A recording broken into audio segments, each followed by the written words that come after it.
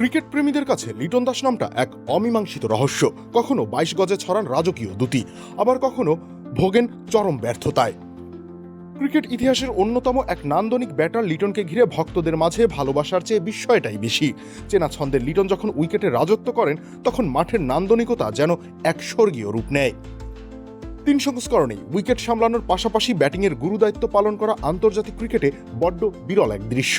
লিটন এই কাজটাই করে যাচ্ছেন বাংলাদেশের জার্সি গায়ে। তবে এই রাজকীয় পথটা লিটনের জন্য মোটেও মসৃণ ছিল না। ওয়ানডে দল থেকে বাদ পড়া, ব্যাটিং অর্ডারে অবিন্যস্ত পরিবর্তন আর নির্বাচকদের আস্থার অভাব, সব মিলিয়ে এক চরম মানসিক যন্ত্রণার মধ্য দিয়ে যেতে হয়েছে লিটনকে। বিগত 2023 বিশ্বকাপের দুঃসহ স্মৃতি হাতড়ে আক্ষেপের সুরে ESPN ক্রিকইনফোকে দেওয়া সাক্ষাৎকারে লিটন বলেন, বিশ্বকাপে দুটো 50-র জায়গায় যদি দুটি সেঞ্চুরি করতে পারতাম তবে গল্পটা আজ অন্যরকম হতো। অথচ বিশ্বকাপ খেলার পরপরই আমার ব্যাটিং পজিশন নিয়ে পরীক্ষা নিরীক্ষা শুরু হলো, যা একজন সিনিয়র ক্রিকেটার হিসেবে আমাকে মানসিকভাবে বেশ আঘাত করেছিল। সব প্রতিকূলতা পেরিয়ে লিটন আবারও একদিনের ক্রিকেটে নিজের চেনা ছন্দ খুঁজে পেতে শুরু করেছেন, যার প্রমাণ নিউজিল্যান্ডের বিপক্ষে করা দুর্দান্ত 76 রান। আর এবার দীর্ঘ 11 বছরের আন্তর্জাতিক ক্যারিয়ারে প্রথমবারের মতো ঘরের মাঠে শক্তিশালী অস্ট্রেলিয়ার মুখোমুখি হতে যাচ্ছেন তিনি।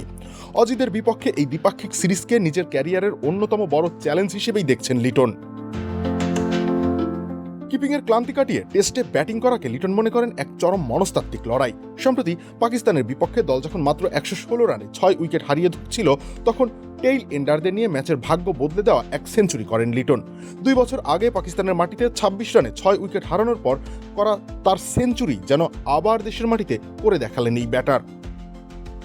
নিজের এই অনবদ্য সেঞ্চুরি নিয়ে তৃপ্তির সুরে লিটন বলেন, ব্যাটার হিসেবে সেঞ্চুরি সবসময় আনন্দের, কিন্তু যখন সেই সেঞ্চুরি দলের জয়ে অবদান রাখে তখন তা যেন আকাশের চাঁদ হাতে পাওয়ার মতো। একই সাথে টি-20 দলের অধিনায়কত্বকেও গত 12 মাস ধরে দারুণ উপভোগ করছেন বলেও জানান তিনি। 31 বছর বয়সে এসেও লিটন নিজেকে কোনো আদর্শ রোল মডেল হিসেবে প্রতিষ্ঠিত করতে চান না, বরং তরুণদের উদ্দেশ্যে তার স্পষ্ট বার্তা, আমাকে অনুসরণ না করে আমার চেয়েও বড় কাউকে নিজের রোল মডেল বানাও, যেন লক্ষ্যভ্রষ্ট হলেও অন্তত লিটন দাসের পর্যায়ে পৌঁছাতে পারো। নানান সময় লিটনের ব্যাট হাতে রান না পাওয়া কষ্ট দিয়েছে ভক্তদের মনে। সাম্প্রতিক সময় ভালো ছন্দে থাকা লিটনই সবার কাছে আরাধ্যের বস্তু। নান্দনিক এই ব্যাটার যাতে নিজের ফর্ম ধরে রাখতে পারেন আরও লম্বা সময় ধরে, এই কামনাই থাকবে বাংলাদেশের ক্রিকেট ভক্তদের। রবিউল ইসলাম রানী, খেলা 71।